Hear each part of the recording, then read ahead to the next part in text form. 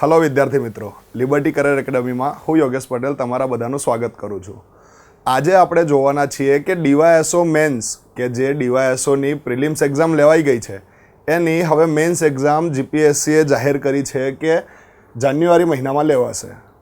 તો આ men's exam એટલે શું, મેન્સ એક્ઝામને કઈ રીતે ફેસ કરવી, મેન્સ એક્ઝામમાં આન્સર રાઇટિંગ કઈ રીતે કરવો, એના માટેની સ્ટ્રેટેજી ડિસ્કસ કરવા માટે આપણે ભેગા થયા છીએ।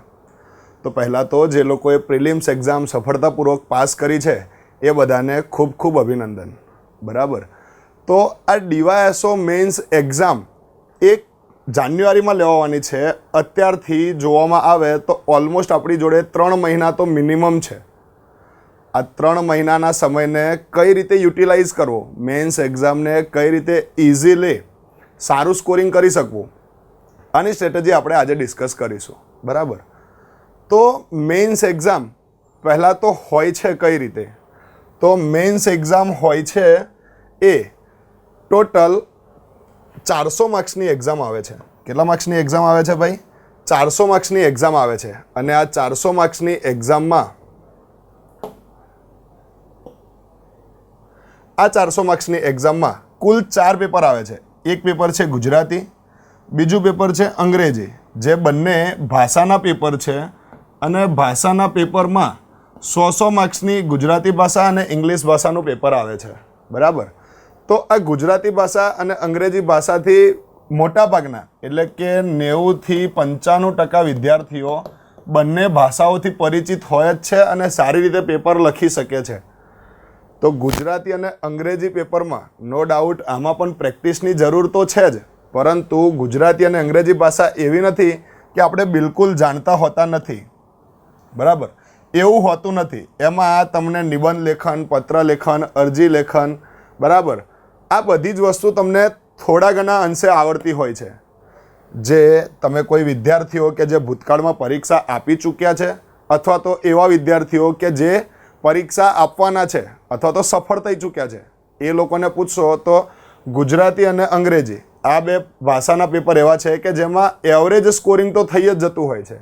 एवरेज स्कोरिंग एटले 100 मांथी 40 थी लईने 50 मार्क्स आवी ज जता होय छे। बराबर। तो तकलीफ क्या पड़े छे कोई पण विद्यार्थीओने? तो तकलीफ पड़े छे GS1 एटले के सामान्य अभ्यास 1 अने सामान्य अभ्यास 2 मां। आ 100 मार्क्सना पेपरमां 30 मार्क्स लाववा ए पण घणा विद्यार्थीओनुं एक स्वप्न बनी रहेतुं होय छे। तो एवी तो शू तकलीफ है कि GS1 और GS2 में सारू स्कोरिंग नहीं थई सकतुं। तो एना माटे लिबर्टी द्वारा अलग अलग विषयों निष्णात फेकल्टी द्वारा आ विडियो स्ट्रेटेजी तमारी जोड़े शेर करवानो एक प्रयत्न करवामां आव्यो छे। बराबर। तो आजे आपणे जोवाना छीए कि इकोनॉमिक्स में तमे कई रीते आ स्ट्रेटेजी ने अनुभवशो। बराबर। तो इकोनॉमिक्स माटे जे कोई पण पेपर पद्धति आंसर राइटिंग स्ट्रेटेजी शू बनावी जोईए एनी वात आपणे करवानी छे। बराबर। तो एनी वात करीए तो आपणे इकोनॉमिक्सनो सिलेबस मेन्स एग्जाम माटे शू छे? तो इकोनॉमिक्सनो सिलेबस छे के कुल 7 मुद्दा अभ्यासक्रममां आपणे आपवामां आव्या छे। जीपीएससी द्वारा कुल 7 मुद्दा आपणे अभ्यासक्रममां आपवामां आव्या छे। बराबर। अने ए 7 मुद्दामां भारतનું અર્થતંત્ર, આ ભારતનું અર્થતંત્ર એટલે શું? તો ભારતનું અર્થતંત્ર એટલે કે ભારતમાં અર્થતંત્રમાં આયોજન કઈ રીતે કરવામાં આવ્યું છે, ભારતના અર્થતંત્રમાં સુધારાઓ કઈ રીતે કરવામાં આવ્યા છે, આ આયોજનની કામગીરીમાં આયોજન પંચથી લઈને નીતિ આયોગ સુધીની સફર એટલે શું? તો એ બધી વાતો ભારતીય અર્થતંત્રમાં કરવાની છે। એના પછી ભારતીય અર્થતંત્રના આગળના મુદ્દામાં નાણાં અને બેન્કિંગ એટલે કે બેન્કિંગ પ્રણાલી કઈ રીતે કામ કરે છે અને બેન્કિંગ પ્રણાલીમાં કેન્દ્રીય સંસ્થા છે RBI। તો RBI દ્વારા મોનેટરી પોલિસી એટલે કે નાણાકીય નીતિ એટલે શું અને સરકાર દ્વારા લાવવામાં આવતી રાજકોષીય નીતિ એટલે શું, તો એની ડિટેલમાં ચર્ચા બીજા નંબરના મુદ્દામાં કરવામાં આવી છે। એના પછી છે ભારતની જાહેર વિત્ત વ્યવસ્થા અને જાહેર વિત્ત વ્યવસ્થામાં ટેક્સેશન એટલે કે કર પદ્ધતિ, કેન્દ્ર રાજ્યના સંબંધો અને અલગ અલગ સંકળાયેલી સંસ્થાઓ એ બધાની ચર્ચા કરવાની છે પોઈન્ટ નંબર 3માં. પછી શહેર, તો શહેરના વિકાસ માટેના કાર્યો સરકાર દ્વારા ઘણા બધા કરવામાં આવ્યા છે, પરંતુ કોઈક અંશે ગ્રામીણ વિકાસ એ એટલી ગતિથી થઈ શક્યો નથી. તો ગ્રામીણ વિકાસ અને ગ્રામીણ અર્થતંત્ર કઈ રીતે કામ કરે છે એના માટેના મુદ્દાઓ ડિસ્કસ કરવામાં આવે છે પોઈન્ટ નંબર 4માં.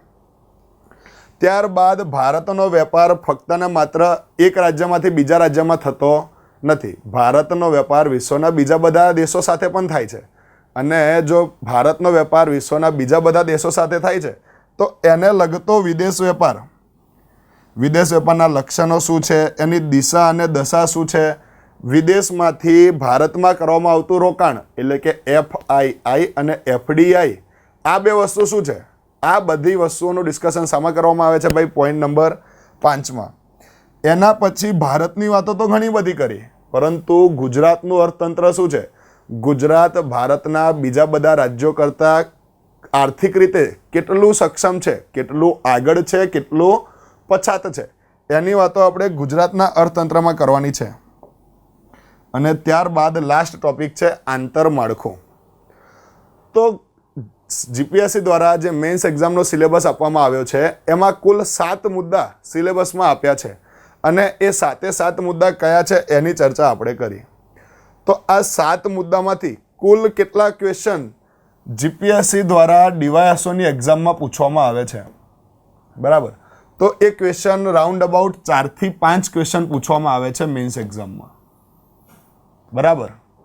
હવે આ 4 થી 5 ક્વેશ્ચન છે એ જૂની એક્ઝામ પેટર્નમાં 4 માર્ક્સના ક્વેશ્ચન આવતા હતા અને 10 માર્ક્સના ક્વેશ્ચન આવતા હતા. જ્યારે 4 માર્ક્સના અને 10 માર્ક્સના ક્વેશ્ચન આવું કોમ્બિનેશનમાં એક્ઝામમાં પૂછાતું હતું ત્યારે 4 થી 5 ક્વેશ્ચન શાના આવતા હતા ભાઈ? ઇકોનોમિક્સના, બરાબર? એટલે કુલ 14માંથી 5 ક્વેશ્ચન, એટલે કહી શકાય કે દરેક પેપરમાં 3 થી 4 સબ્જેક્ટ હોય તો ત્રીજા ભાગના ક્વેશ્ચન ઇકોનોમિક્સના આવે છે. તો નવી પરીક્ષા પદ્ધતિ શું છે? તો કુલ 10 પ્રશ્નો પૂછવામાં આવે છે, જેના માર્ક્સ કેટલા હોય છે ભાઈ? 10. તો 10 પ્રશ્નો 10 માર્ક્સના, અને એ જેટલા પણ પ્રશ્નો છે એના કુલ ગુણ કેટલા થાય છે? 100. અને આ જે તમે ક્વેશ્ચનનો આન્સર લખશો એ કેટલા શબ્દોની મર્યાદામાં લખવાનો છે? 200 શબ્દોની મર્યાદામાં તમારે જવાબ લખવાનો છે.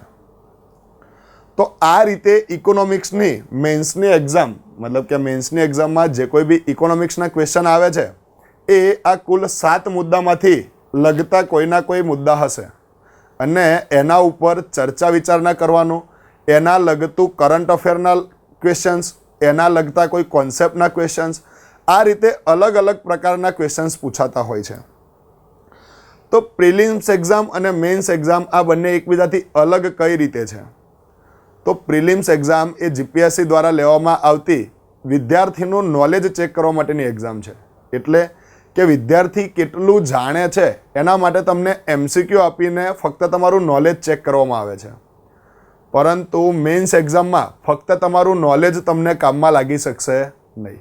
તો શું કામમાં લાગી શકશે? તો તમારા નોલેજને તમે કઈ રીતે વ્યક્ત કરી શકો છો, કઈ રીતે તમે એ તમારા વિચારોને, તમારા નોલેજને એક્સપ્રેસ કરી શકો છો આન્સર શીટમાં, એના આધારે તમને માર્ક્સ મળે છે.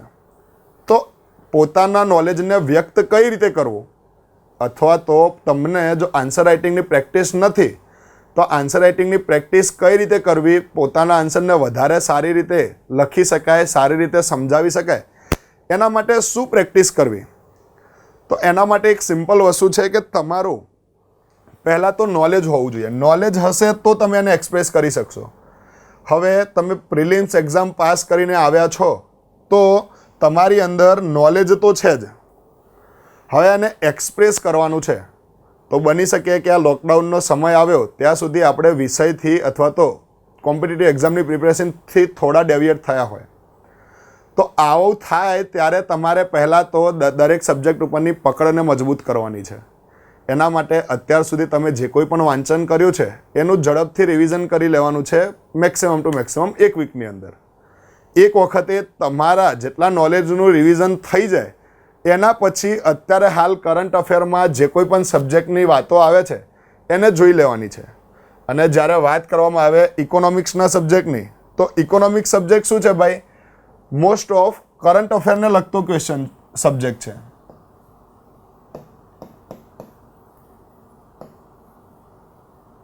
એટલે કે જ્યારે પણ તમે ઇકોનોમિક્સ તૈયાર કરતા હોય તો તમારું મોટા ભાગનું ધ્યાન શાના ઉપર હોવું જોઈએ? કરંટ અફેર પર. જીપીએસસી દ્વારા કે યુપીએસસી દ્વારા જે ઇકોનોમિક્સના ક્વેશ્ચન પૂછવામાં આવે છે એમાં જો કોન્સેપ્ટનો પણ ક્વેશ્ચન પૂછ્યો હશે તો એના પછી સબ ટોપિકમાં એવું લખ્યું હશે કે આ કોન્સેપ્ટને લગતા તાજેતરમાં કયા સુધારા કરવામાં આવ્યા છે. તો જ્યારે ઇકોનોમિક્સની તૈયારી કરતા હોય તો કરંટ અફેર્સ ઉપર ફોકસ કરવું એ તમારી પ્રાયોરિટી બની જતી હોય છે. હવે આ કરંટ અફેર્સ શામાંથી કરવું? કરંટ અફેર્સ કરવા માટેના ઘણા બધા રસ્તા છે. એમાંથી સૌથી સારો રસ્તો જે ગુજરાતીમાં અવેલેબલ છે અને તમને પ્રિલિમ્સ અને મેન્સ બંનેનું સચોટ નોલેજ આપે છે તો LGK, latest facts in general knowledge by Liberty. તો લિબર્ટીનું જ પ્રકાશન છે LGK, જેમાંથી તમે પ્રિલિમ્સ અને મેન્સ માટેનું કરંટ અફેર કરી શકો છો. આના ઉપરાંત LGK સિવાય બીજું કોઈ વસ્તુ વાંચવી હોય તો તમે વિઝન IAS, દ્રષ્ટિ IAS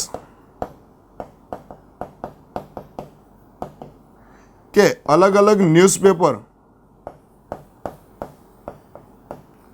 ને રેફરન્સ તરીકે લઈ શકો છો. હવે આ ન્યૂઝપેપરમાંથી કઈ વાતો વાંચવી અને કઈ વાતો ન વાંચવી, કારણ કે જે કોઈ પણ એડિટોરિયલ લખવામાં આવે છે આ એડિટોરિયલ ઘણા બધા કામના પણ હોય, ઘણા બધા ફક્ત ને શું હોય? વાતોના જ હોય. બરાબર. તો એ વાતોને આપણે નથી જોવાની, આપણે આપણા સબ્જેક્ટને લગતું જે કામમાં આવી શકે એવું કન્ટેન્ટને જ જોવાનું છે. તો ન્યૂઝપેપરમાં ઘણા બધા એડિટર્સ દ્વારા સબ્જેક્ટને લગતા એડિટોરિયલ્સ મૂકવામાં આવે છે. તો એ એડિટોરિયલને તમારે વાંચવાના છે. એમાંથી સબ્જેક્ટને લગતું અથવા તો પરીક્ષાલક્ષી કન્ટેન્ટને તમારે શું કરવાનું છે?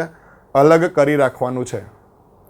હવે એક વિદ્યાર્થી તરીકે તમને આ એડિટર અથવા તો દ્રષ્ટિ IAS, વિઝન IAS કે લિબર્ટીનું જે LGK છે આમાંથી તૈયારી કઈ રીતે કરવી, મેન્સ એક્ઝામ માટેનું કન્ટેન્ટ અલગ કઈ રીતે કરવું, આ તમને ખબર ના પડતી હોય તો એના માટેની જ એનું જ ગાઈડન્સ તમને ક્યાં આપવામાં આવે છે ભાઈ?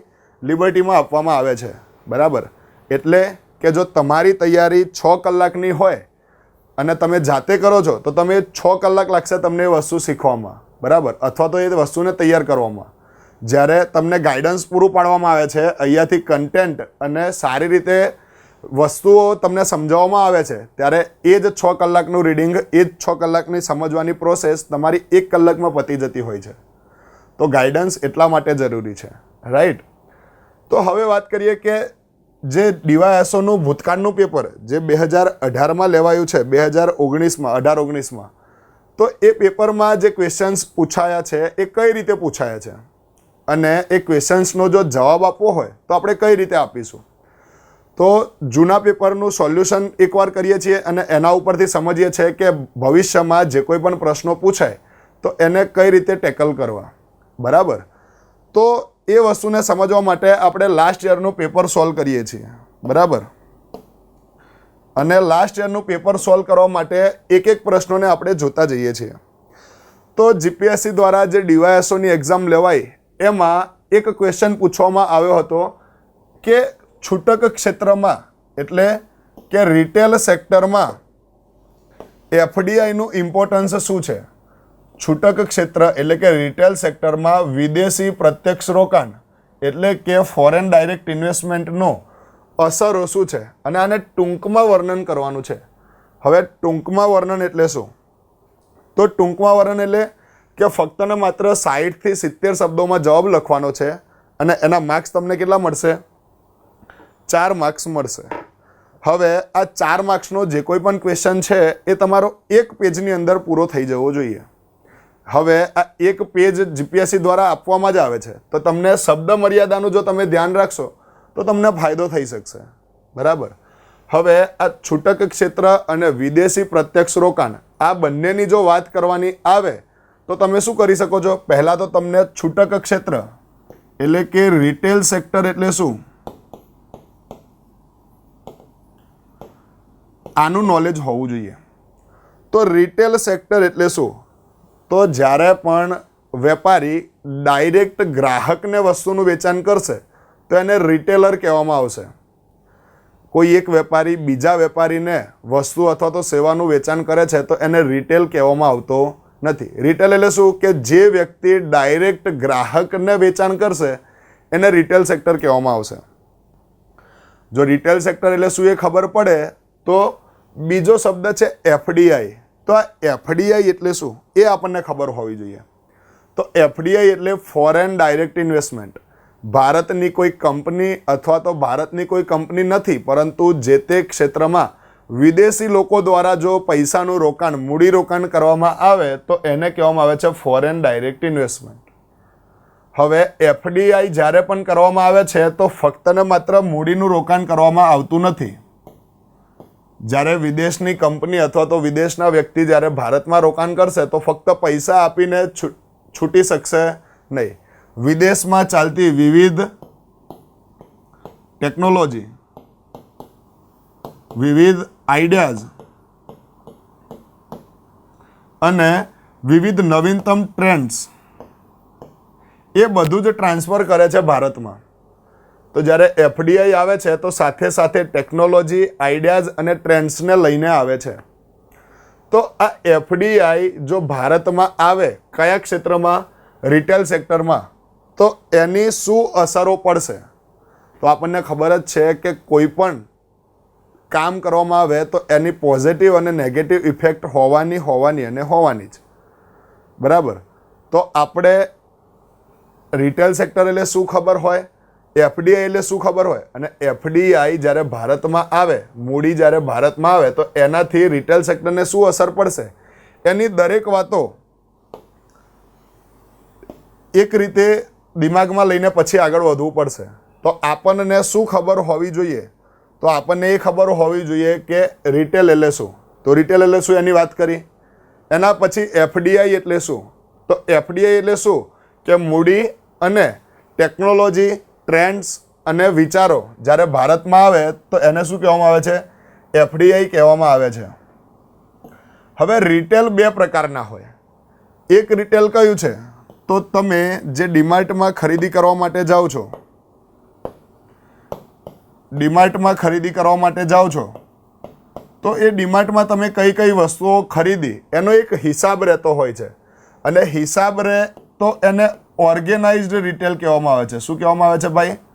ઓર્ગેનાઇઝડ રિટેલ એટલે કે સંગઠિત ક્ષેત્રનું રિટેલ સેક્ટર. અને તમે જે રિટેલમાં દુકાનો અથવા તો ગલ્લા ઉપરથી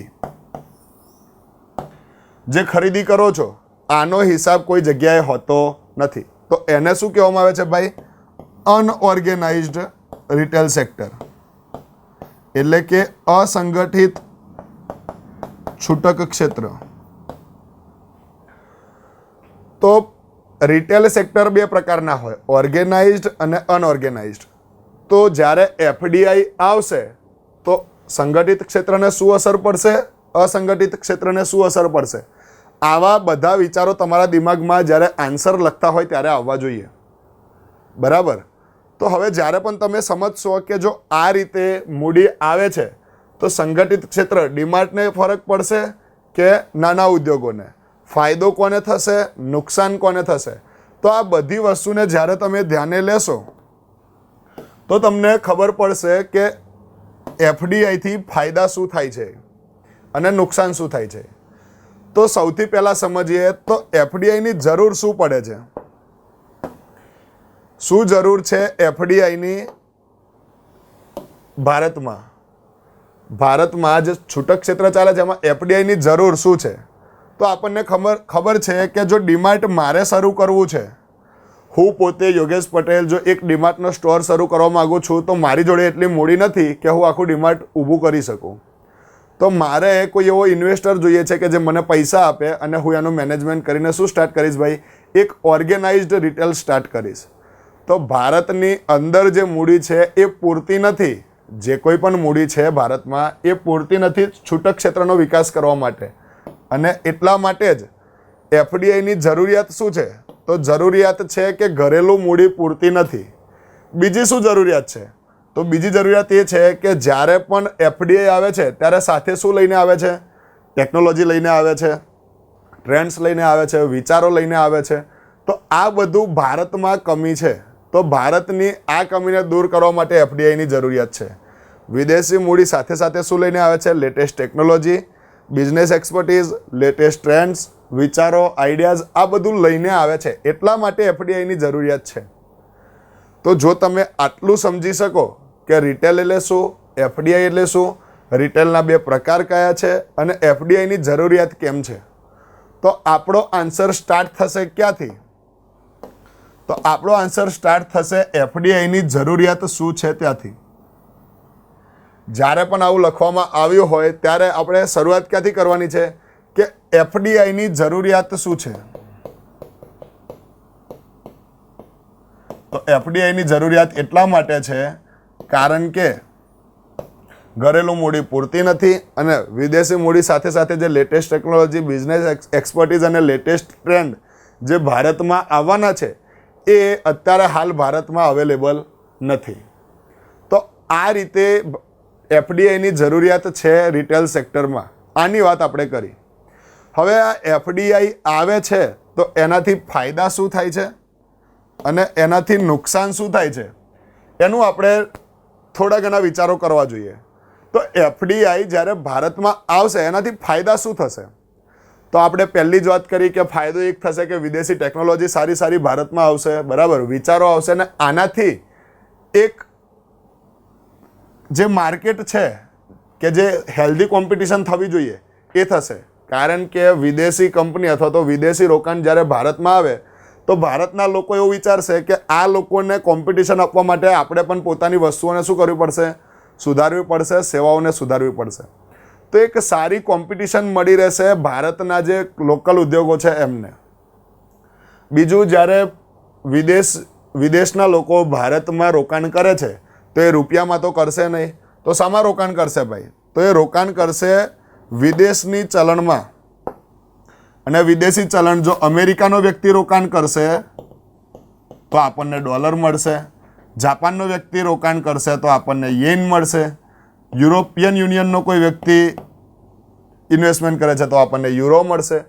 તો જે વિદેશના લોકો રોકાણ કરે છે તો આપણું ભારતનું વિદેશી ભંડોળ આરબીઆઈ દ્વારા જે વિદેશી ભંડોળને સાચવવામાં આવે છે એમાં વિદેશી ભંડોળ છે એ કેવું થશે ભાઈ? મજબૂત થશે. તો વિદેશી ભંડોળ મજબૂત થશે. બીજો ફાયદો શું છે? એક હેલ્ધી કોમ્પિટિશન મળી રહેશે. એના પછી જ્યારે મૂડીરોકાણ આવશે, જો મારે ડીમાર્ટ સ્ટાર્ટ કરવું છે તો એવું તો છે જ નહીં કે ડીમાર્ટ એમને ઓટોમેશન પર કામ કરે છે, બરાબર. ત્યાં કામ કરવા માટે લોકોને નોકરી આપવી પડશે. એટલે કે નવું રોજગાર સર્જન થશે. નવું રોજગાર સર્જન થશે અને નવા ઉત્પાદનમાં વધારો થશે. તો એફડીઆઈ આવવાથી રોજગારનું પણ સર્જન થાય છે. હવે સમજી લો કે જ્યારે પણ એફડીઆઈ આવે છે, ઉત્પાદન સારું થાય છે તો સારી ક્વોલિટીની વસ્તુઓ આપણે વિદેશમાં મોકલી શકીશું અને એટલા માટે નિકાસ પણ શું થશે? વધશે. હવે જ્યારે પણ એફડીઆઈ આવવાથી ઉત્પાદન વધે છે, ઉત્પાદન વધશે તો ઉત્પાદન ઉપર સરકાર દ્વારા શું લેવામાં આવે છે ભાઈ? ટેક્સ લેવામાં આવે છે. તો સરકારને ટેક્સના લીધે જે આવક થાય છે એ સરકારની ટેક્સ આવક પણ શું થશે? વધશે. તો આવા બધા અનેક પ્રકારના ફાયદા છે કે જ્યારે એફડીઆઈ ભારતમાં આવે તો રિટેલ સેક્ટરમાં ઘણા ફાયદા થશે. તો આ ફાયદાઓને આપણે એક એક કરીને લખવાના છે કે એફડીઆઈ આવવાથી ફાયદા શું થશે. તો એફડીઆઈ આવવાથી વિદેશી ભંડોળ શું થશે ભાઈ? મજબૂત થશે.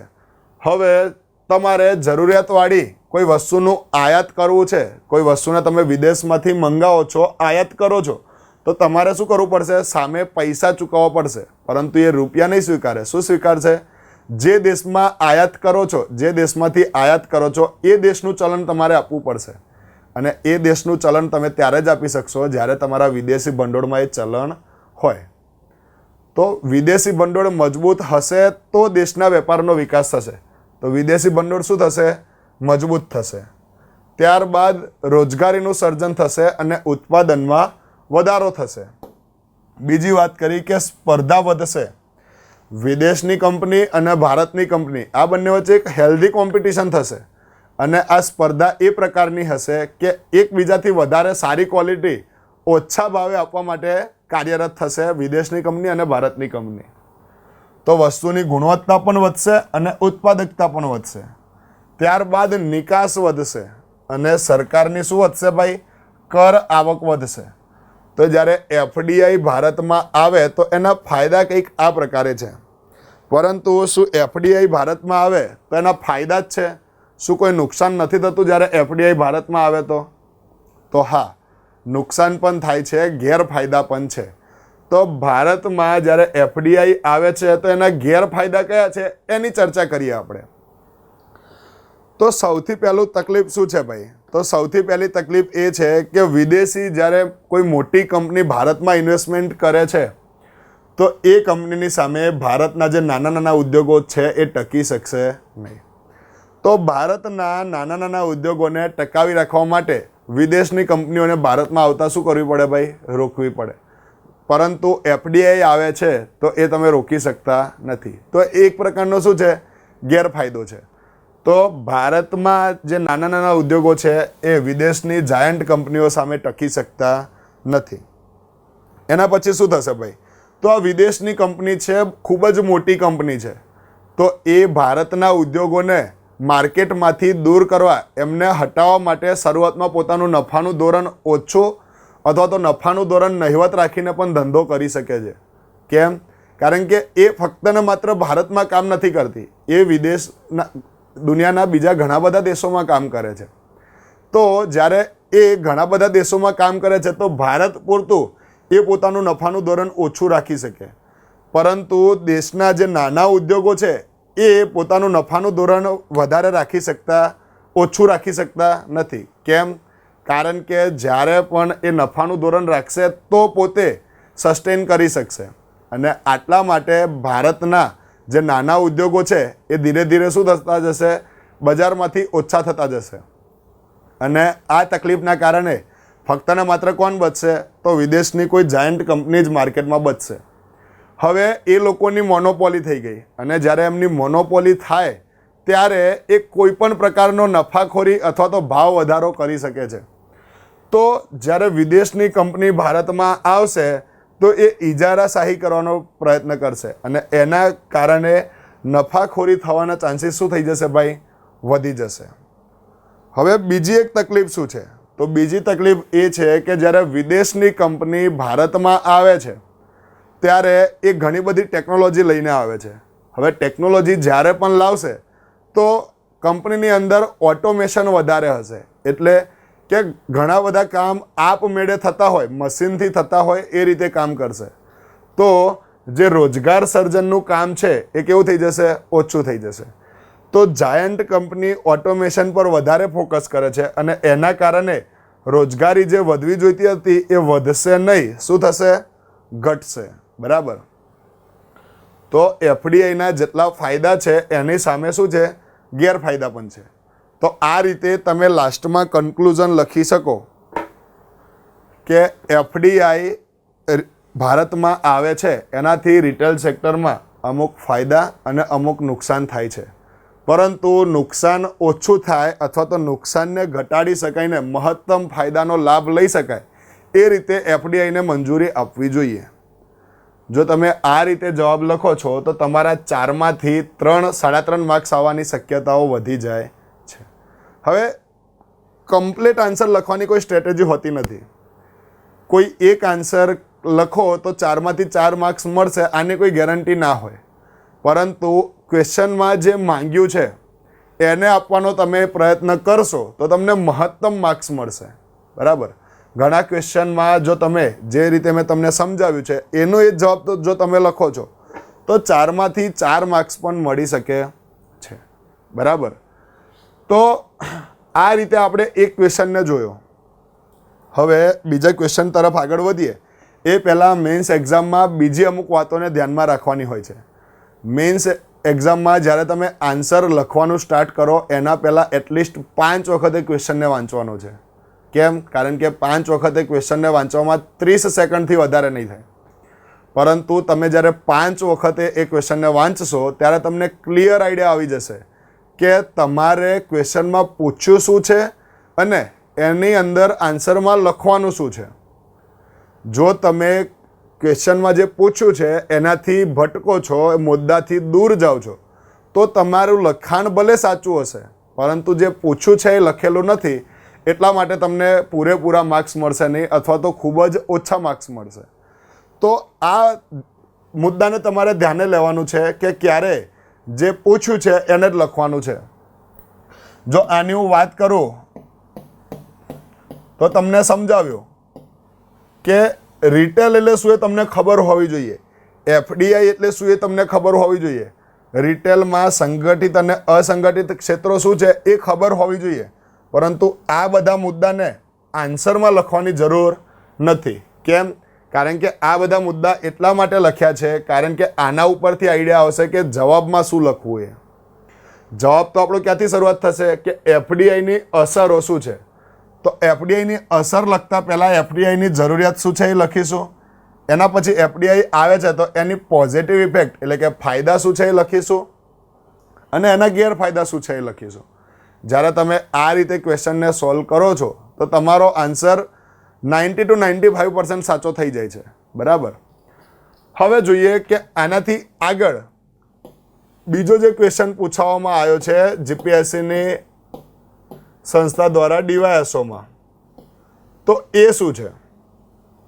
તો એ ક્વેશ્ચન કંઈક આ રીતે છે કે ગ્રામીણથી શહેરી ક્ષેત્રમાં જે સ્થળાંતર થાય છે, ગ્રામીણ ક્ષેત્રમાંથી શહેરી ક્ષેત્રમાં જે સ્થળાંતર થાય છે એ પડકારજનક છે. તો કહેવામાં એવું માંગે છે કે ગ્રામીણથી શહેરી સ્થળાંતર થયું એ વહીવટીતંત્ર માટે પડકારજનક છે, મતલબ કે ના થવું જોઈએ. આ સ્થળાંતરની સમસ્યાનો હલ કરવા સરકાર દ્વારા કયા કયા પગલાઓ લેવામાં આવ્યા છે એની સંક્ષિપ્તમાં ચર્ચા કરો. તો આ ક્વેશ્ચનનો આન્સર આપણે ફક્ત એ રીતે આપવાનો છે કે સરકાર દ્વારા કયા કયા પગલાં લેવામાં આવ્યા છે. બરાબર. આ જવાબ લખવાનો મેઇન કન્ટેન્ટ તમે લખો એ પહેલાં થોડું ઘણું ઓવરવ્યૂ આપવાનો છે ક્વેશ્ચનનો. તો તમે 2 થી 3 લીટીમાં આ રીતે લખી શકો કે ભારતમાં વધારે ભાગના લોકો ગ્રામીણ ક્ષેત્રમાંથી રોજગારી માટે, શિક્ષણ માટે અથવા તો સામાજિક કારણોના લીધે સ્થળાંતર થતા હોય છે. આ સ્થળાંતર રોકવા માટે સરકાર દ્વારા નીચેના પગલાં લેવામાં આવ્યા છે. આ રીતે તમે શરૂઆત કરશો. હવે આપણને પગલાં કયા કયા લેવામાં આવ્યા છે, એના માટે કેમ સ્થળાંતર થઈ રહ્યું છે એની એક સારી એવી નોલેજ હોવું જોઈએ. અને આ સારો એવો નોલેજ તમને કઈ રીતે મળશે? તો તમે એક વસ્તુ વિચારશો કે ગામડામાંથી શહેરમાં લોકો કેમ આવી રહ્યા છે. તો પહેલી વાત કરી કે રોજગાર માટે, એમ્પ્લોયમેન્ટ માટે. તો ગ્રામીણ ક્ષેત્રમાં ઉદ્યોગો નથી. ગ્રામીણ ક્ષેત્રમાં શું વધારે છે? ખેતી વધારે છે અને ખેતીની આવક ઓછી છે, એટલા માટે લોકો ગામડામાંથી શહેરમાં આવી રહ્યા છે. તો ગામમાંથી શહેરમાં આવવા માટેનું એક કારણ છે ખેતીની ઓછી આવક. તો સરકાર દ્વારા એવા પ્રયત્નો કરવામાં આવ્યા છે ખરા કે જેનાથી ખેતીની આવક વધે? તો હા, કરવામાં આવ્યા છે. શું કામ કરવામાં આવ્યું છે? તો એના માટે કામ કરવામાં આવ્યું છે ખેડૂતોની આવક 2022 સુધીમાં કેવી કરી દેવાની છે? વધારી દેવાની છે. બરાબર. એના પછી સરકાર દ્વારા બીજી એક સ્કીમ ચલાવવામાં આવે છે જેનું નામ છે દીનદયાળ અંત્યોદય યોજના. અને આ દીનદયાળ અંત્યોદય યોજના છે એનો ફૂલ ફોર્મ કંઈક આ રીતે છે: દીનદયાળ અંત્યોદય યોજના, નેશનલ રૂરલ લાઇવલીહુડ મિશન. એટલે કે આ યોજના અંતર્ગત આખા દેશમાં ગ્રામીણ ક્ષેત્રનું જીવન ધોરણ સુધારવા માટેની આ યોજના કરવામાં આવી છે. જો ગ્રામીણ ક્ષેત્રનું જીવન ધોરણ વધારી દેશો, સારું કરી દેશો, તો એ લોકો શહેરમાં આવવાથી શું થશે ભાઈ? અટકશે અથવા તો ઓછા થશે. તો સરકાર દ્વારા એક આ યોજના ચલાવવામાં આવે છે, આ પગલું લેવામાં આવ્યું છે. એના પછી સરકાર દ્વારા શું બીજી કોઈ યોજના ચલાવવામાં આવે છે? તો બીજી કોઈ એક યોજના માટે એક સ્કીમ ચાલે છે, Mahatma Gandhi national rural employment guarantee act, જેને આપણે બધા શોર્ટમાં MG નરેગા સ્કીમ કહીએ છીએ. શું કહીએ છીએ? MG NREGA scheme. તો આ યોજના શાના માટેની છે? તો ગ્રામીણ ક્ષેત્રોમાં લોકોને રોજગાર મળતું નથી અને આ રોજગાર મળી રહે એ માટે સરકારે એક યોજના લાગુ પડી. આની અંતર્ગત કોઈ પણ વ્યક્તિને ઓછામાં ઓછા વેતન આપીને ઓછામાં ઓછું વેતન નક્કી કરવામાં આવશે અને એ વેતન આપીને એમને કામ કરાવવામાં આવે છે. અને આ યોજના MG નરેગા યોજના એ સરકાર દ્વારા ચલાવવામાં આવતી ગ્રામીણ લોકોના ઉત્થાન માટેની યોજના છે. તો સરકાર દ્વારા બીજું પગલું લેવામાં આવ્યું છે MG નરેગા યોજનાનું. પછી ગામડાના લોકો ફક્ત ખેતી ઉપર આધાર ન રાખીને અલગ અલગ વિવિધ કૌશલ્ય પ્રાપ્ત કરીને, કૌશલ્ય એટલે કે સ્કિલ, આ સ્કિલ એમની જોડે હશે તો અલગ અલગ નવા નવા ઉત્પાદનો અથવા તો અલગ અલગ વસ્તુઓ બનાવીને એ પૈસા અથવા તો આર્થિક રીતે સદ્ધર બની શકે છે. તો ગ્રામીણ લોકોનું કૌશલ્ય સુધરે એટલા માટે પ્રધાનમંત્રી દ્વારા ગ્રામીણ કૌશલ્ય વિકાસ યોજના ચલાવવામાં આવે છે, જેનું શોર્ટ ફોર્મ છે PMGKSY. હવે આ યોજના ગામડાના લોકોને ખેતીથી કંઈક અલગ વસ્તુ શીખવાડીને એમને મૂડી રડતા શીખવાડવાનું છે. એનાથી આગળ વાત કરીએ આપણે હાલમાં કે ખેડૂતોની આવક શું કરવાની છે? 2022 સુધીમાં બમણી કરવાની છે અને એના માટે એક યોજના ચલાવવામાં આવે છે, આશા સ્કીમ. કઈ સ્કીમ છે? આશા. એનો મતલબ છે કે અન્નદાતા આય સંરક્ષણ યોજના. અન્નદાતા એટલે ખેડૂત. ખેડૂતની આવકને સંરક્ષણ પૂરું પાડવાનું છે અને આના માટે જે યોજના ચાલે છે એનું નામ છે આશા સ્કીમ. બરાબર. હવે પ્રધાનમંત્રી નરેન્દ્ર મોદી દ્વારા લેટેસ્ટમાં એક સ્કીમ શરૂ કરવામાં આવી છે જેનું નામ છે PM કિસાન. આ PM કિસાન એટલે શું છે? પ્રધાનમંત્રી કિસાન સન્માન નિધિ યોજના. શું કરવામાં આવે છે આ યોજના અંતર્ગત? તો આ યોજના અંતર્ગત ખેડૂતોને દર વર્ષે 6,000 રૂપિયા 3 હપ્તામાં 2,000 રૂપિયાના 3 હપ્તામાં ચૂકવણી કરવામાં આવે છે. તો આ PM કિસાન યોજના શું છે એની તમે માહિતી લખી શકો છો કે ખેડૂતોના કલ્યાણ કરવા માટે આ યોજના લાગુ કરવામાં આવી છે અને જો આ યોજના લાગુ કરી છે તો ખેડૂતોનું કલ્યાણ થશે અને જો ખેડૂતોનું કલ્યાણ થશે તો ગામડામાંથી, ગ્રામીણ એરિયામાંથી એમને શહેરી એરિયામાં આવવાની જરૂર પડશે નહીં. તો સ્થળાંતરણ કંટ્રોલમાં આવશે અથવા તો અટકશે. એના પછીની સ્કીમ છે કુસુમ યોજના. એટલે કે ખેડૂતોને જે ખેતી કરવા માટે પાણીના સિંચાઈની જરૂર હોય છે, આ સિંચાઈ એ લોકો ટ્યુબવેલ અથવા તો કૂવામાંથી કરતા હોય છે. આ ટ્યુબવેલ અથવા તો કૂવામાંથી જે સિંચાઈ કરી એના માટે એમને મોટર પંપ આ બધાનું વીજળી અથવા તો ઇલેક્ટ્રિસિટી બિલ શું કરવું પડતું હોય છે? દર મહિને અથવા તો દર 2 મહિને ચૂકવવું પડતું હોય છે. જ્યારે ખેડૂતની આર્થિક હાલત સારી ના હોય ત્યારે આ વીજળીનું બિલ અથવા તો ઇલેક્ટ્રિસિટીનું બિલ એના ઉપર એક બોજ બનતો હોય છે. આ ઇલેક્ટ્રિસિટીનું બિલ અથવા તો વીજળીનું બિલ એના ઉપર બોજ ના બને એના માટે એને એવી વ્યવસ્થા કરવામાં આવે કે એને આ બિલ ભરવું જ ના પડે. અને આ બિલ ના ભરવું પડે એના માટે સરકારે એક યુક્તિ લગાડી છે સૌર ઉર્જાનો ઉપયોગ. અને આ સૌર ઉર્જાનો ઉપયોગ કરીને સૌર પંપ ખેડૂતોને આપવાના. એ પણ કેટલા ટકાની સબસિડી? 60% સબસિડી અને 35% રકમ હપ્તાથી ભરવાની. ફક્ત ને માત્ર કેટલા ટકા રકમ આપવાની? 5% રકમ આપીને ખેડૂત સૌર પંપ મેળવી શકે છે. આ સોલર પંપ અથવા તો સૌર પંપ મેળવશે એમાંથી જો કોઈ વધારાની ઉર્જા ઉત્પન્ન થાય છે સોલર પેનલથી તો એ ઉર્જા પાછી કોણ ખરીદશે? સરકાર ખરીદશે. તો આ રીતે ખેડૂતોને એક વીજ બિલના ભારણમાંથી ઘટાડવા માટે કુસુમ યોજના ચલાવવામાં આવે છે. તો ખેડૂતોનું કલ્યાણ કરશો તો ખેડૂતો ગામ છોડીને શહેરમાં આવવાનું ટાળશે. બરાબર. તો સ્થળાંતર અટકાવવા માટે આ બધી પ્રોસેસ થઈ છે. બીજી શું પ્રોસેસ કરી છે સરકારે અટકાવવા માટે? તો બીજી એક સ્કીમ ચાલે છે આર્યા સ્કીમ. હવે રોજગાર માટે જે લોકો સિટીમાં આવે છે એમાં મોટાભાગના લોકો કોણ હોય છે ભાઈ? યુવાનો હોય છે. આ યુવાનોને જો રોજગાર માટે શહેરમાં આવવું પડે એનાથી બેટર છે કે એમને ગામડામાં જ ખેતી સાથે સાંકળવામાં આવે. તો યુવાનોને ખેતીમાં આકર્ષિત કરવા અને એ લોકોને ખેતીમાં જાળવી રાખવા માટેની સ્કીમ છે આર્યા સ્કીમ. એટલે કે એટ્રેક્ટિંગ એન્ડ રિટેનિંગ, એટલે કે ખેડૂતોને કૃષિ ક્ષેત્રમાં આકર્ષવા માટે અને એમને જાળવી રાખવા માટેની સ્કીમ છે આર્યા સ્કીમ. જો એ લોકો ખેતી સાથે સંકળાયેલા રહેશે તો એમને શહેરમાં આવવાની જરૂર પડશે નહીં. તો આર્યા સ્કીમ એટલે શું એ તમે લખી શકો છો.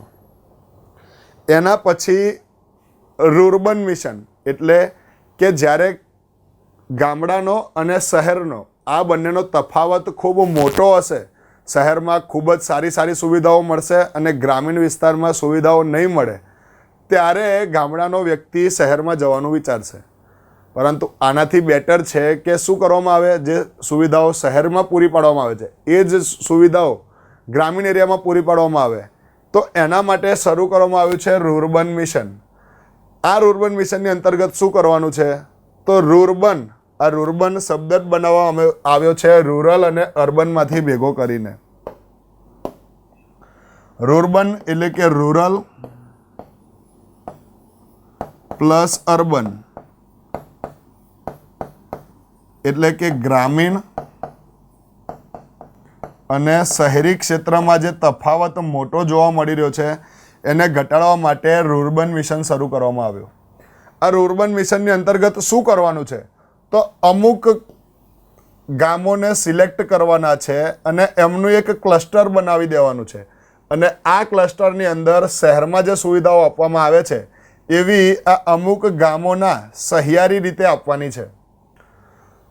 તો રૂરબન મિશનના કારણે હવે જે શહેરની સુવિધાઓ જો ગામડામાં મળશે તો એ લોકો શહેરમાં આવવાનું ઓછું કરશે. તો આ રીતે રૂરબન મિશન અંતર્ગત રૂરબન ક્લસ્ટર બનાવવામાં આવ્યા છે. અને બીજી એક યોજના ચાલે છે પૂરા યોજના, PURA. અને આ પૂરા યોજનાનું ફૂલ ફોર્મ શું છે?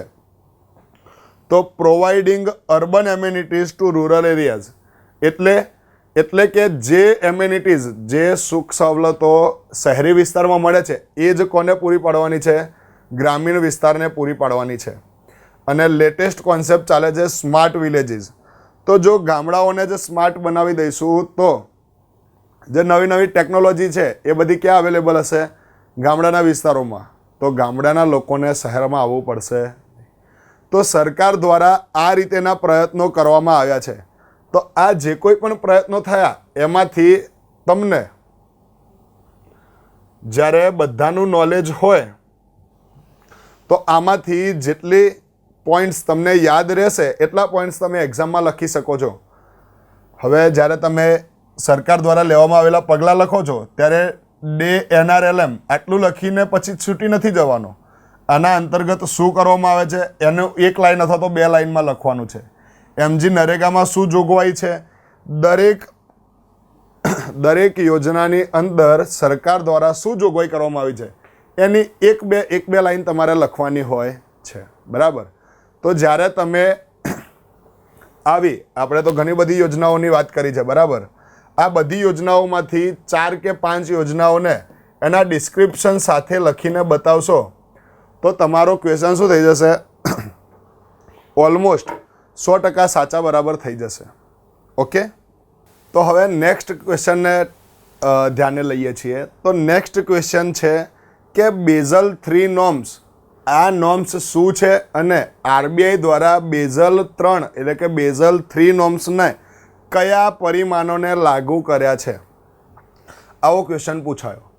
તો સૌથી પહેલાં તો બેઝલ નોર્મ્સ એટલે શું? આ બેઝલ નોર્મ્સ શાના સાથે સંકળાયેલા છે અને RBIએ આ બેઝલ નોર્મ્સમાંથી કઈ વસ્તુઓને ગ્રહણ કરી છે? આ વાતોને આપણે કરવાની છે.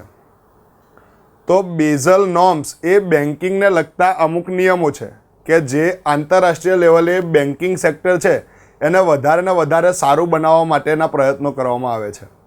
તો આ બેઝલ નામ બેઝલ નોર્મ્સ જ કેમ રાખ્યું? બરાબર, નામ લિબર્ટી નોર્મ્સ રાખી શકતા હતા, બરાબર, નામ ઓનલાઈન નોર્મ્સ રાખી શકતા હતા, નામ ઇન્ટરનેશનલ નોર્મ્સ રાખી શકતા હતા.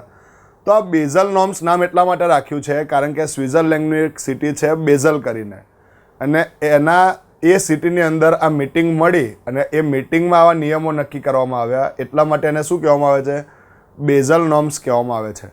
તો આ બેઝલ 3, આ બેઝલ 3 નોર્મ્સ છે એ બેઝલ 1 અને બેઝલ 2 આ બે માનાંકો પછીની ત્રીજી આવૃત્તિ છે. તો આ ત્રીજી આવૃત્તિ આવી ક્યારે? તો 2008માં ઇન્ટરનેશનલ મંદી આવી, એટલે કે ઇન્ટરનેશનલ ફાઇનાન્શિયલ ક્રાઇસિસ થયા. અને આ ઇન્ટરનેશનલ ફાઇનાન્શિયલ ક્રાઇસિસ થયા, આ જે કોઈ પણ ક્રાઇસિસ થયા એ ક્રાઇસિસને પહોંચી વળવા માટે શું કરવામાં આવ્યું છે? બેઝલ નોર્મ્સ લાવવામાં આવ્યા છે.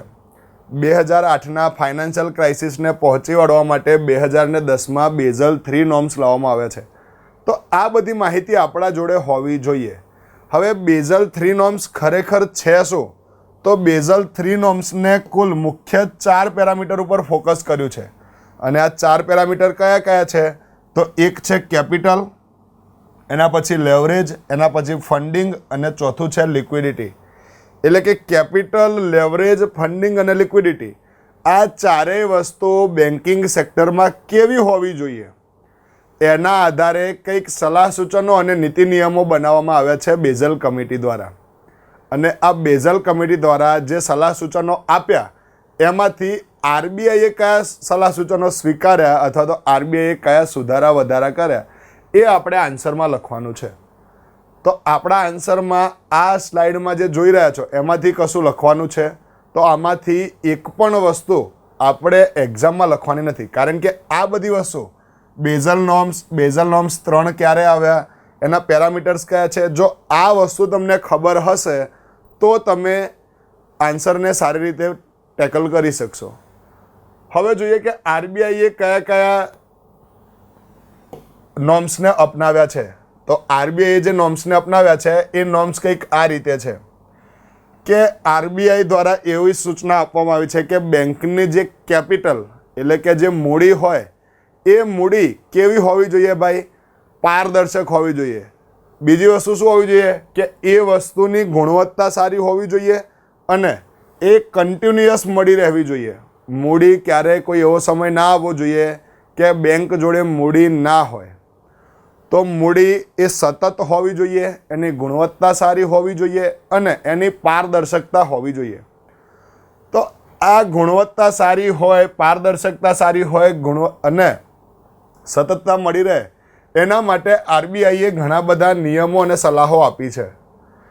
એના માટે એમને CAR, આ CAR એટલે શું છે એને પહેલાં તો સમજીએ. તો CARનું ફૂલ ફોર્મ છે કેપિટલ એડેક્વસી રેશિયો, એટલે કે જરૂરી મૂડીનું પ્રમાણ. તો આરબીઆઈ બેંકોને એ સલાહ સૂચન આપે છે કે તમે જે કુલ મૂડી છે, ટોટલ મૂડી છે, એમાંથી તમારી જોડે જરૂરી મૂડી કેટલી હોવી જોઈએ અને એને કહેવામાં આવે છે CAR, કેપિટલ એડેક્વસી રેશિયો. હવે આ રેશિયો છે એ આરબીઆઈ દ્વારા નક્કી કરવામાં આવ્યો છે 9%. એટલે કે કુલ જમા મૂડીના 9% મૂડી એ જે તે બેંક જોડે હોવી જોઈએ. તો CAR એ આરબીઆઈ દ્વારા લેટેસ્ટ નોર્મ્સની અંદર એમને નક્કી કરી આપ્યું છે. એના પછી બીજી કોઈ એક વાત કે જે આરબીઆઈએ બેઝલ 3 નોર્મ્સ ઉપરથી આપણને સમજાવી. તો બેઝલ 3 નોર્મ્સ ઉપરથી આરબીઆઈએ એવું કીધું કે જ્યારે પણ આપણે લોન આપીએ છીએ તો આ લોન કેટલી આપવી એના માટેનો એક માનાંક નક્કી કરવામાં આવ્યો છે CRAR. હવે આ CRAR શું છે એને સમજીએ. તો CRAR એનો ફૂલ ફોર્મ છે credit two risk weighted asset ratio. એટલે કે તમે જે મૂડી છે આ મૂડીમાંથી કુલ કેટલી લોન આપી શકશો એનું તમારે પહેલાં જોખમ નક્કી કરવું પડશે. અને આ જોખમ જે નક્કી કરવાનું છે એ જોખમ નક્કી કર્યા પછી જ તમારે લોન આપવી જોઈએ. તો એની ટકાવારી આ CRARની ટકાવારી RBI દ્વારા નક્કી કરવામાં આવી છે, જે 9% નથી પરંતુ સમયાંતરે બદલવામાં આવશે. બરાબર. તો CRAR એ કેમ નક્કી કરવામાં આવ્યું છે કે જ્યારે પણ કોઈ રિસ્કવાળી લોન આપવાનું થાય ત્યારે તમને શું હોય, પહેલેથી ખબર હોય કે આ લોન રિસ્કવાળી છે અને એના માટે અલગથી એક ફંડ રાખવામાં આવશે. તો લોન આપ્યા પહેલાં લોનની રિસ્કની ગણતરી કરીને જો ફંડ અલગ રાખવામાં આવે છે એને કહેવામાં આવે છે CRAR. શું કહેવામાં આવે છે ભાઈ? CRAR. તો આ CRAR અમુક ટકાવારીમાં રાખવો જોઈએ, આવી વાત કોને કરી છે? RBIએ કરી છે. એના પછી બેન્કો દ્વારા જે લોન આપી દેવામાં આવે છે. હવે જો તમને ખબર હોય કે બેંક કઈ રીતે કામ કરે છે, તો બેંક આ રીતે કામ કરે છે ભાઈ, કે બેંક ડિપોઝિટર જોડેથી પૈસા મેળવે છે. જે વ્યક્તિને પૈસા બેંકમાં ડિપોઝિટ કરાવવા છે એ પૈસા ડિપોઝિટ કરાવી જાય છે. ડિપોઝિટ કરાવેલા પૈસા પર બેંક શું કરે છે? લોન આપે, વ્યાજ આપે છે. હવે આ ડિપોઝિટ કરેલા પૈસા બેંક જોડે આવી જાય, એ પૈસાનો ઉપયોગ કરીને બેંક બોરોવરને, એટલે કે જેને પૈસા વ્યાજે જોઈએ છે એને આપે છે. અને બોરોવર જોડેથી શું મેળવે છે ભાઈ? વ્યાજ મેળવે છે. હવે સમજો કે ડિપોઝિટરે 100 રૂપિયા ડિપોઝિટ કર્યા છે અને એના ઉપર વ્યાજ આપે છે 3% કે 4%. તો બેંક જે વ્યક્તિ પૈસા ડિપોઝિટ કરી ગયો છે એને 1 વર્ષ પછી 103 અથવા તો 104 રૂપિયા આપવા માટે બંધાયેલી છે. તો જે લોકોએ પૈસા ડિપોઝિટ કર્યા છે એમને પૈસા વ્યાજ સાથે પાછા આપવાની બેંકની શું છે ભાઈ? જવાબદારી છે. શું છે? જવાબદારી છે. અને એટલા માટે જ ડિપોઝિટર્સને બેંકની શું કહેવામાં આવે છે? લાયબિલિટી કહેવામાં આવે છે. શું કહેવામાં આવે છે ભાઈ? લાયબિલિટી કહેવામાં આવે છે. અને જ્યારે બેંક કોઈ બોરોવરને લોન આપે છે, સમજી લો કે બેંકે 100 રૂપિયા લોન આપી, આવું ખરેખર હોતું નથી. જો એના જોડે 100 રૂપિયા આવે તો 100 રૂપિયા લોન આપી શકતી નથી. એને RBI જોડે CRR જમા કરાવવો પડે છે, પોતાની પાસે SLR રાખવું પડે છે. આ બધી વાતો આપણને ખબર છે, પરંતુ સમજવા માટે કે બેંકે 100 રૂપિયા લોન બોરોવરને આપી અને આ 100 રૂપિયામાંથી 10% વ્યાજ બેંકે મેળવ્યો, તો બોરોવરને 1 વર્ષ પછી કેટલા પાછા આપવા પડશે? 110 રૂપિયા. તો બેંકને ખરેખર પૈસા આપે છે કોણ વધારે? બોરોવર. અને બોરોવર જો વધારે પૈસા આપે તો બેંક માટે બોરોવર શું થઈ જશે? એસેટ્સ થઈ જશે. શું થઈ જશે? એસેટ્સ. એટલે કે સંપત્તિ અસ્કયામત થઈ જશે. બરાબર. હવે આજે 10 રૂપિયા વ્યાજ મળ્યું અને 4 રૂપિયા વ્યાજ આપવું પડે છે. આ બંનેનો તફાવત જે 6 રૂપિયા જેવો છે એ બેંકનો નફો છે. અને આ નફામાંથી જ બેંક પોતાના કર્મચારીઓનો પગાર, ATM નેટવર્કનું મેનેજમેન્ટ આ બધું કરતી હોય છે. પરંતુ આ એસેટ બને ક્યારે? જ્યારે લોન પાછી વ્યાજ સહિત આપે તો. કોઈ કિસ્સામાં એવું પણ બનતું હોય છે કે બેંકને વ્યાજ તો ના મળે, મૂડી સાથે પણ, મૂડીથી પણ શું કરવો પડે? હાથ ધોવા પડે. તો એવા એસેટ્સ કે જે પરત ફરતા નથી એને કહેવામાં આવે છે નોન પરફોર્મિંગ એસેટ્સ. શું કહેવામાં આવે છે? Non performing assets. તો જ્યારે બેંકના આવા નોન પરફોર્મિંગ એસેટ્સ થાય તો પછી બેંકનો નફો શું થઈ જશે ભાઈ? ઘટી જશે. અને જો બેંકનો નફો ઘટશે તો બેંક સર્વાઈવ કરી શકશે નહીં. તો બેંકને નાદાર થતી બચાવવા માટે બેંકોની અંદર જે NPA થવાની છે એના અમુક ટકા રકમ તમારે અલગથી રિઝર્વ રાખવાની છે, અનામત રાખવાની છે. એટલે કે NPAની તમારે શું કરવાનું છે? ધ્યાને લેવાના છે કે કયા કયા લોકો લોન પરત કરી રહ્યા નથી, અને જે લોકો લોન પરત નથી કરી રહ્યા એના રકમ જેટલી મૂડી તમારે શું કરવાની છે? અનામત રાખવાની છે. એના પછી બેંકમાં કોઈ અજાણે જ, ખબર નથી એવી કોઈ પરિસ્થિતિ આવી કે જેના લીધે બેંકને આર્થિક તકલીફો પડી રહી છે, અને આ તકલીફોમાંથી બહાર આવવા માટે એક મૂડીને આકસ્મિક સંજોગોમાં વાપરવા માટે રાખવી પડશે. જેને કહેવામાં આવે છે કેપિટલ કન્ઝર્વેશન બફર. આ કેપિટલ કન્ઝર્વેશન બફર કેટલું રાખવું? તો એ 2.5% રાખવું. તો આવી બધી વાતો આરબીઆઈ દ્વારા બેઝલ 3 નોર્મ્સની અંતર્ગત કરવામાં આવી છે. તો જ્યારે આ ક્વેશ્ચન પૂછાય કે આરબીઆઈએ બેઝલ 3 નોર્મ્સની કઈ જોગવાઈઓને અમલમાં મૂકી છે, તો આ જોગવાઈઓ છે જે તમારી સામે નોટ ડાઉન કરેલી છે. એટલી જોગવાઈઓ આરબીઆઈએ બેઝલ 3 નોર્મ્સ અંતર્ગત રજૂ કરી છે. તો જો તમે આ રીતે જવાબ લખો છો તો તમને 4માંથી 3 3.5 માર્ક્સ લાવતા કોઈ રોકી શકતો નથી. બરાબર. તો આન્સર પરફેક્ટ જેટલા સ્ટુડન્ટ એક્ઝામ આપવા બેસવાના છે, સમજી લો કે 2200 સ્ટુડન્ટ એક્ઝામ આપવા બેસે છે, તો 2200ના જવાબ દરેક આન્સરથી થોડા ઘણા અલગ અલગ હશે.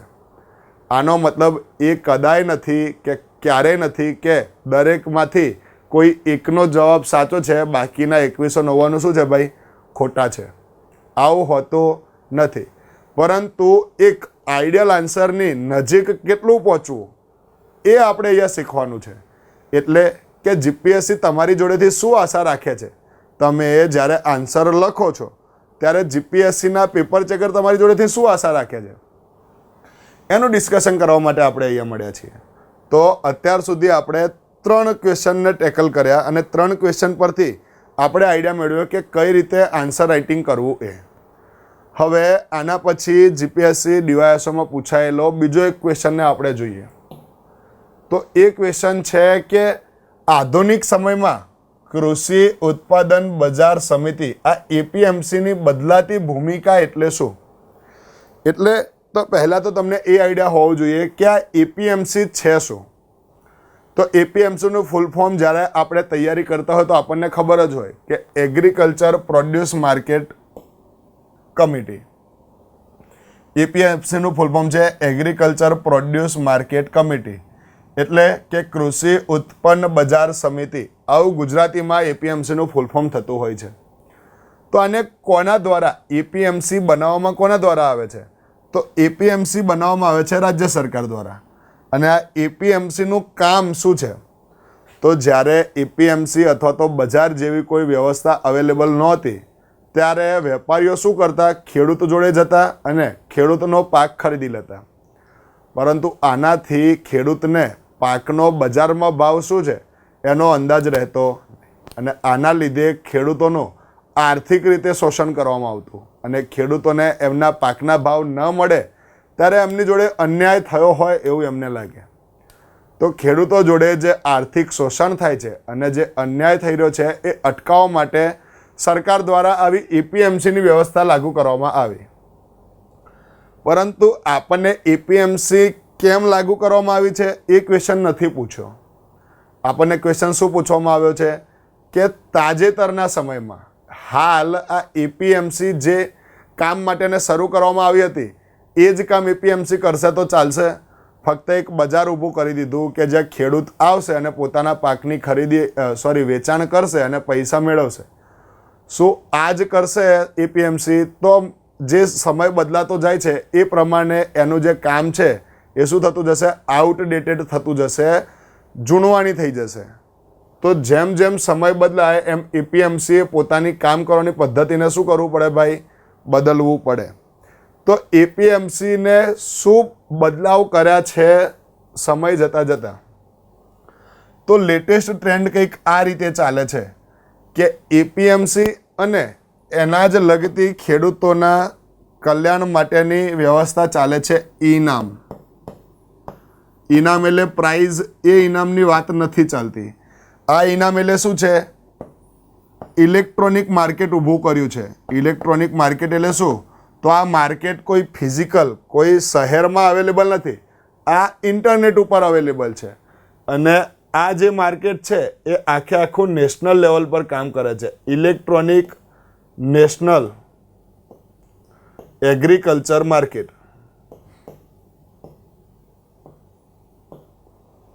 તો આ ઇનામનું કાર્ય શું છે? તો ઇનામનું કાર્ય એવું છે કે કોઈ પણ બજાર જે ખેડૂત જે લોકેશન પર છે એ લોકેશનની આજુબાજુમાં કઈ કઈ એપીએમસી છે આ એપીએમસીમાં અલગ અલગ પાકનો ભાવ શું ચાલે છે, આ બધી જ માહિતી આ ઇલેક્ટ્રોનિક પ્લેટફોર્મ ઉપર ઇન્ટરનેટ દ્વારા ખેડૂતોને પૂરી પાડવાની છે. તો ઈ-નામ અને એપીએમસી બંને કોલોબ્રેશનમાં થઈને કામ કરવાનું છે. એ એપીએમસીની શું છે, લેટેસ્ટ બદલાતી ભૂમિકા છે. કારણ કે જ્યારે ડિજિટલ ઇન્ડિયાની વાતો કરતા હોય તો ખેડૂતને પોતાના ખેતરથી એપીએમસી સુધી પાકના ભાવની તપાસ કરવા માટે આવવું પડે. આ શું છે, તદ્દન ખોટું છે અથવા તો તદ્દન અયોગ્ય છે. તો એટલા માટે ખેડૂતોના જે કોઈ પણ પાક છે એ નજીકની એપીએમસી માર્કેટમાં શું ભાવ ચાલી રહ્યા છે એ એમને પોતાના મોબાઈલના આંગળીના ટેરવે મળી રહેશે એ રીતે પૂરા પાડવાના છે. તો ઈ-નામ અને એપીએમસી બંને ભેગા મળીને ખેડૂતોની સમસ્યાઓ ઓછી કરવાનો અને એમને સારા વળતર મળી રહે પાકનો એવા પ્રયત્નો કરવાના છે. બીજું કામ શું કરવાનું છે, તો ભારત સરકાર દ્વારા એપીએમસી માટેનો એક મોડલ એક્ટ બનાવવામાં આવ્યો છે. અને આ મોડલ એક્ટની અંદર એવી વાતો કરવામાં આવી છે કે એપીએમસી અત્યાર સુધી સરકાર ચલાવે છે, પરંતુ સરકારી કામગીરી હશે એ સરકારી કામગીરીમાં બની શકે કે ડિલે વધારે થાય, બરાબર, બની શકે કે પેમેન્ટની ચૂકવણી છે એમાં ખેડૂતોને તકલીફ પડે. આનાથી બેટર એ છે કે પ્રાઇવેટ સેક્ટરને એટલે કે ખાનગી ક્ષેત્રને શું કરવામાં આવે ભાઈ, એપીએમસી સ્થાપવાની મંજૂરી આપવામાં આવે. અથવા તો પ્રાઇવેટ સેક્ટર અથવા તો સરકાર હશે તો એ સરકાર પોતાનો કાર્યગીરીનું અને ખાનગી ક્ષેત્ર હશે તો પોતાના નફાનું ધોરણ એપીએમસીમાં વિચારશે. પરંતુ 100% સહકાર માટે કામ કયું ક્ષેત્ર કરે છે, સહકારી ક્ષેત્ર એટલે કે કોઓપરેટિવ સેક્ટર. તો ખાનગી અથવા તો સહકારી ક્ષેત્રને એપીએમસી સ્થાપવાની મંજૂરી આપવી જોઈએ. આવી એક નવી ભૂમિકા મોડલ એક્ટની અંતર્ગત બતાવવામાં આવી છે. આગળ વાત કરી કે અમુક પાક એવા છે કે જે બીજા બધાથી અલગ છે, અમુક ખેડૂતો એવા છે કે જે બીજા બધા ખેડૂતોથી અલગ છે. તો એમના માટે એક સ્પેશિયલ માર્કેટ આવું બનાવવું જોઈએ. આવી જોગવાઈ મોડલ એક્ટ એપીએમસીના મોડલ એક્ટમાં કરવામાં આવી છે. તો એપીએમસી શું છે એ તમે લખશો. એના પછી લેટેસ્ટમાં ઈ-નામ અને એપીએમસીએ ભેગા મળીને શું કામ કરવું જોઈએ, ખાનગી અને સહકારી ક્ષેત્રને મંજૂરી આપવી જોઈએ. મોડલ એક્ટ અંતર્ગત સ્પેશિયલ માર્કેટની જોગવાઈ કરવામાં આવી છે. આ બધા મુદ્દા લખાય તો એનાથી આગળ વધીને તો લેટેસ્ટ શું ભાઈ, તો આપણને ખબર છે કે ઘણા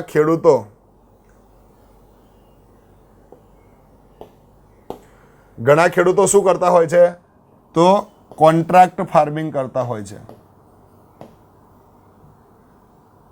કોન્ટ્રાક્ટ ફાર્મિંગ કરતા હોય છે. અને શું છે આ કોન્ટ્રાક્ટ ફાર્મિંગ, એટલે કે ખેડૂત અને કોઈ કંપની વચ્ચે કોન્ટ્રાક્ટ કરવામાં આવશે. શાના માટે કોન્ટ્રાક્ટ કરવામાં આવશે, તો કોઈ એક એક્ઝામ્પલ લઈએ છીએ કે ખેડૂતને ખેતી કરવી છે બટાટાની, અને આ બટાટા જોઈએ છે કોને, તો ફોર એક્ઝામ્પલ સમજીએ કે બાલાજી વેફર્સ નામની કંપની છે અને વેફર્સ બનાવવા માટે શું જોઈએ છે ભાઈ, બટાટા જોઈએ છે. તો જ્યારે આ કંપનીને બટાટા જોઈએ છે તો એ કોણ ઉત્પાદન કરી આપશે, ખેડૂત ઉત્પાદન કરી આપશે. તો ખેડૂત કંપની જોડે કોન્ટ્રાક્ટ કરશે કે ખેડૂતને બિયારણ, ખાતર, જંતુનાશક દવાઓ એ બધું જ કોણ પૂરું પાડે, કંપની પૂરી પાડે.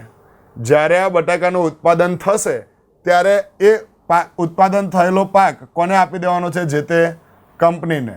અને આ ઉત્પાદન થયેલો પાક શું ભાવે આપવો એ પણ પહેલેથી નક્કી થયેલું હોય છે. આને કહેવામાં આવે છે કોન્ટ્રાક્ટ ફાર્મિંગ. તો એપીએમસી ખેડૂતોનો જે પાક ઉત્પાદન થઈ ગયો છે એના વેચાણ કરવા માટે તો કામમાં આવે જ છે, પરંતુ આ કોન્ટ્રાક્ટ ફાર્મિંગ અલગથી થાય છે. તો આ કોન્ટ્રાક્ટ ફાર્મિંગ જે કરવામાં આવે છે એ કોન્ટ્રાક્ટ ફાર્મિંગ પણ જો એપીએમસી અંતર્ગત લેવામાં આવે તો વધારે સારી રીતે કામગીરી થઈ શકે. તો કોન્ટ્રાક્ટ ફાર્મિંગને એપીએમસી અંતર્ગત દાખલ કરવા માટેની જોગવાઈ હોવી જોઈએ. અને આ શું છે, અત્યારે હાલ એની બદલાતી ભૂમિકા છે, બરાબર. એના પછી તો ખેડૂત માટે કોઈ ભાવ નક્કી કરવામાં આવ્યા છે. શું ભાવ નક્કી કરવામાં આવ્યા? તો પહેલેથી ભાવ નક્કી કરી દીધા કે ખેડૂતોને આટલા ટેકાના ભાવ આપવાના છે. જ્યારે ખેડૂત બજારમાં આ ઉત્પાદનના પાકને લઈને જશે ત્યારે એને જો એ પાકની નિર્ધારિત કરેલી કિંમત ટેકાના ભાવથી ઓછી રકમ ચૂકવવામાં આવે તો ખેડૂત નિરાશ થશે અને સરકાર સામે એક તકરારનો માહોલ ઊભો થશે. તો ખેડૂત અને વેપારી, ખેડૂત અને સરકાર, આ લોકો વચ્ચે જો કોઈ તકરાર થાય છે તો આ તકરારનું નિવારણ પણ કરવું પડશે. તો એપીએમસી ફક્ત વેચાણ માટે નહીં, આ વેચાણની પ્રોસેસ દરમિયાન જો કોઈ ઝઘડો થાય છે, કોઈ તકરાર થાય છે તો આ તકરારના નિવારણ માટેની પણ પ્રોસેસ હોવી જોઈએ. તો તકરારના નિવારણ માટેની વ્યવસ્થા હોવી જોઈએ, એ પણ એપીએમસીની લેટેસ્ટ રિક્વાયરમેન્ટ છે. એના પછી તો ખેડૂતો જ્યારે પણ પોતાનો પાક લઈને આવે છે તો આ પાકને ખેડૂતો જે સાધનમાં, જે વ્હીકલમાં લઈને આવ્યા છે એમાંથી, એ વાહનમાંથી ગોડાઉન સુધી પહોંચાડવા માટે જો મજૂરો જ કામ કરતા હશે તો શું તકલીફ પડશે ભાઈ? કે એ પ્રોસેસ ધીરી થઈ જશે.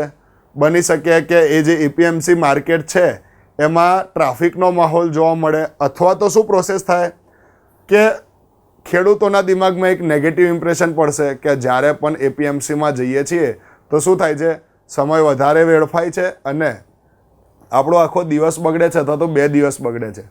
આવું ના થાય એટલા માટે ઇન્ફ્રાસ્ટ્રક્ચર ડેવલપ કરવાનું છે. એવી મશીનરી લગાવવામાં આવે કે એવા ઓટોમેશન કરવામાં આવે કે એક જગ્યાએ, જે જગ્યાએ પાકને ઠલવવામાં આવે છે એ ડાયરેક્ટ જ ગોડાઉનમાં જતો રહે. આવી જો કોઈ વ્યવસ્થા કરવામાં આવે, આંતરમાળખાનો વિકાસ કરવામાં આવે તો ઇઝીલી એપીએમસીનો વિકાસ અથવા તો એપીએમસી વધુ સારી રીતે કામ કરી શકે. તો જ્યારે તમને ક્વેશ્ચન પૂછવામાં આવે ત્યારે તમે શું કરી શકો છો? તમે આવા અલગ અલગ મુદ્દાઓને ધ્યાને રાખવાના અને એ દરેક મુદ્દાઓને 2-4 પોઈન્ટથી સમજાવવાનો પ્રયત્ન કરવાનો હોય છે મેન્સ એક્ઝામમાં. જ્યારે તમે આ રીતે આન્સર લખો છો ત્યારે બને કે તમારો ક્વેશ્ચન જે છે એનો તમે 100% અથવા તો 90 થી 95% માર્ક્સ મેળવવા માટે તમે એલિજિબલ થઈ જાઓ. બરાબર? તો આ રીતે 4 ક્વેશ્ચનને એક એક્ઝામ્પલ તરીકે લઈને આપણે મેન્સ એક્ઝામ આન્સર રાઇટિંગ કઈ રીતે કરવું એનો ખ્યાલ આપ્યો. બરાબર? હવે તો દરેક ક્વેશ્ચન માટે આન્સર કઈ રીતે ફ્રેમ કરવો, તો એના માટે તમને ક્વેશ્ચનમાં પૂછવામાં શું આવ્યું છે, એપીએમસીની વિગતો લખો આવું નથી પૂછ્યું. એપીએમસીની સ્થાપના ક્યારે થઈ આવું નથી પૂછ્યું. એપીએમસીનું કાર્ય શું છે એ પણ નથી પૂછ્યું. એપીએમસી અત્યારે હાલના બદલાતા સમયમાં શું કામ લાગી શકે છે, એનો રોલ ધીરે ધીરે બદલાય છે. તો આ બદલાતો રોલ શું છે એ આપણે સમજાવવાનું છે. તો ફક્ત એપીએમસીનું તો શું કરવાનું છે, ઇન્ટ્રોડક્શન આપવાનું છે. અને ઇન્ટ્રોડક્શન આપ્યા પછી અત્યારે હાલ એપીએમસી દ્વારા કયા કયા કામ કરવામાં આવે છે એની વાતો કરવાની છે. ઓકે? તો આ રીતે તમારે ક્વેશ્ચન આન્સરને ટેકલ કરવાના હોય છે મેન્સ એક્ઝામમાં. હવે એક ગાઈડન્સનો અથવા તો જ્યારે પણ કોઈ સંસ્થા સાથે તમે જોડાવ છો એનો ફાયદો શું થાય છે? તો જ્યારે પણ તમે કોઈ સંસ્થા સાથે જોડાવ છો તો જે ફેકલ્ટી તમને ગાઈડન્સ આપે છે એ ઘણા વર્ષોનો અનુભવ લઈને બેઠા હોય છે. અને આ અનુભવ ફક્ત ને માત્ર ટીચિંગનો નથી હોતો. લિબર્ટી જેવી સંસ્થામાં જે કોઈ પણ ફેકલ્ટી આવે છે એ પોતે પણ ઘણી બધી એક્ઝામ સફળતાપૂર્વક પાસ કરીને અથવા તો ઘણી બધી મેન્સ એક્ઝામ અથવા તો ઇન્ટરવ્યૂ આપીને અનુભવ ધરાવતા હોય છે. તો અનુભવી ફેકલ્ટીએ પ્રિપેરેશન ક્યાંથી કરી છે, જીપીએસસીના ક્વેશ્ચન પૂછવાનો ટ્રેન્ડ શું હોય છે એનું એનાલિસિસ કરેલું હોય છે. આ જે ટ્રેન્ડ અને એનાલિસિસને ધ્યાનમાં રાખીને એના અંદર આન્સર કઈ રીતે લખવા એના માટેનું એક સ્ટાન્ડર્ડ ફોર્મેટ બનાવેલું હોય છે. અને એ ફોર્મેટના અંતર્ગત તમને અલગ અલગ ન્યૂઝપેપર, અલગ અલગ એડિટોરિયલમાંથી કન્ટેન્ટ ગ્રાસ્પ કરીને જ ડાયરેક્ટ તમને પીરસવામાં આવે છે. બરાબર? તો મેઇન્સ એક્ઝામની આન્સર રાઇટિંગ કઈ રીતે કરવી એની વાત આપણે કરી. બરાબર? તો આજના દિવસ માટે આ લેક્ચરમાં આપણે આ 4 જે ક્વેશ્ચન્સ છે એના સોલ્યુશનને ધ્યાને રાખીને આજના વિડીયોને અહીંયા પતાવીએ છીએ. આભાર.